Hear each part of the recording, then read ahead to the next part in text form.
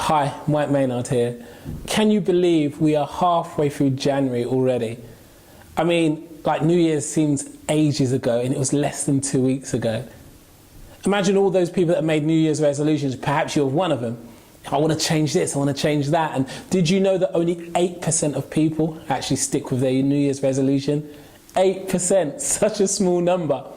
But you know what that tells me? It tells me that change is hard. We have the best intentions, but the practicalities is not so easy. So this is why I want to do video number 2. Now, video number 1, if you've seen it, it's on my channel, it's on my Facebook, talked about becoming a better version of yourself. And all it talked about was the concept of we're all on this earth for a reason. And we've just got to discover why we're here so we can be the best version of who we're supposed to be. So video 2 is really just to give you some tips and some practical realities in some respects of how you can find that, how you can work out what you're supposed to be doing. Because as I said before, at the end of 2018, we want to look back over this last year and say, I made a difference, I made a change, and I'm a better me. Now that's better than anything else, isn't it? So in order for us to discover why we're here or what we should be doing, in some respects we need to look at why or how we got to this place that we're in. Now for the majority of people, I'm going to sum it up very quickly. So the majority of us went to a nursery or a kindergarten. We then went to another school, you know, maybe from 5 onwards, you know, and then we moved on to like a more senior school or a secondary school, so from ages of 11 or 13, something like that. And then we then went on to a college or what they call a further education.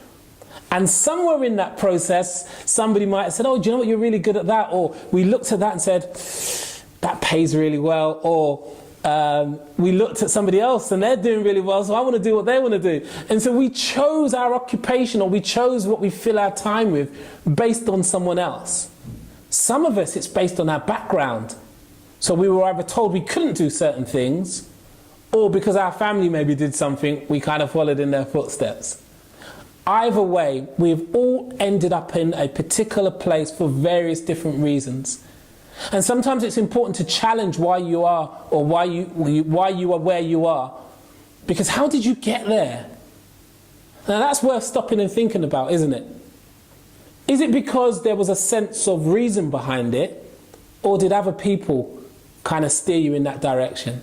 Now only you can answer that. Because nobody wants to admit that somebody else was controlling me, or somebody else's thoughts or suggestions have brought me to this place. But for some of us, that's true. So let's talk about some tips on how you can discover your reason why. And I want to break this down into 4 areas. If you're looking for that great fulfillment in life, and we equate that sometimes with a job because that's a thing that takes the majority of our time on a day-to-day basis, let's look at this. Your first thing you need to look at, and it's a clue, all of these things are clues. First thing you need to look at, what are you naturally good at? I mean, what are your skills? What are your talents? There are things that certain of us are we're born with certain things, aren't we? Like, I was told when I was younger, I love to talk. In fact, actually, it was I love to argue. Because I always had this point that I wanted to bring across. And so that's one of the things that people said to me.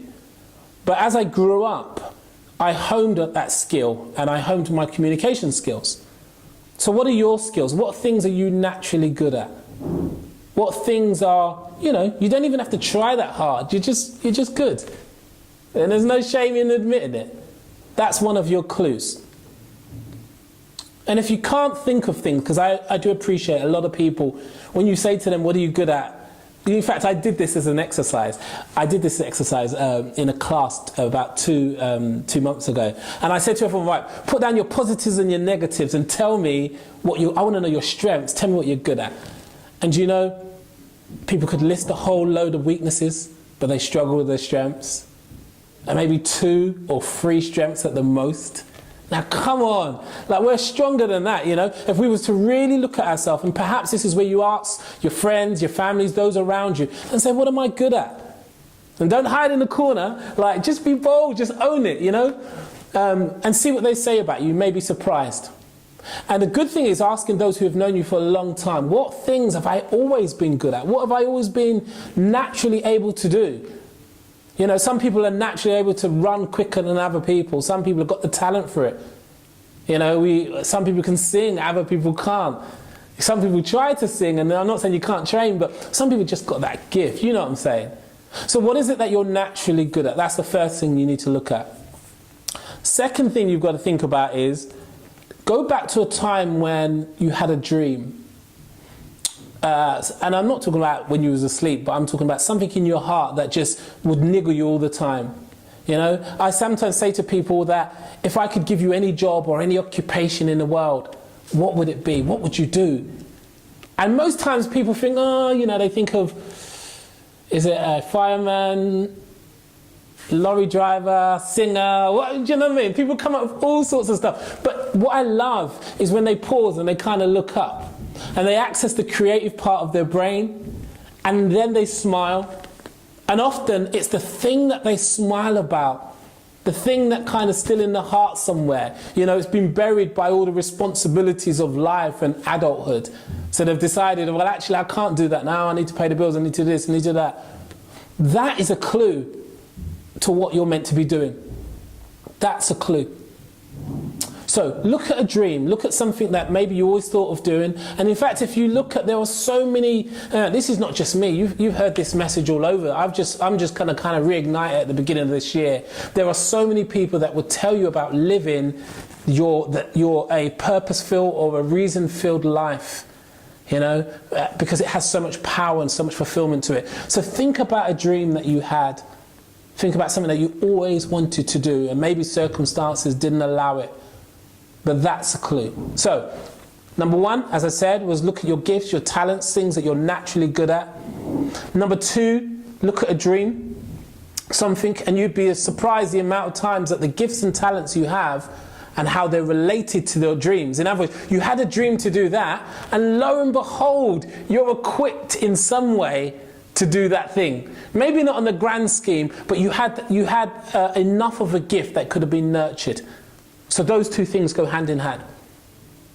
The third thing is, and sometimes you may have 2 or 3 ideas, the third thing I always say to people is, whatever it is that you're here to do and that's going to bring that fulfillment and that better you, there's a cause attached to it. There's a cause. Do you see what I mean? So there's more than, like, it's more than just to make money. You know, I do a lot of business mentoring, and I see a lot of entrepreneurs. I go to the business shows, I present and all that stuff. And I say to people all the time, if you're in business just to make money, how boring is that? But if you want to change somebody's life through your business, if you want to make a process better so that people who engage with your business have a better experience, if you want to make the best product in the world that when people use it, they smile and it improves their life, that's a cause. Do you see what I'm saying?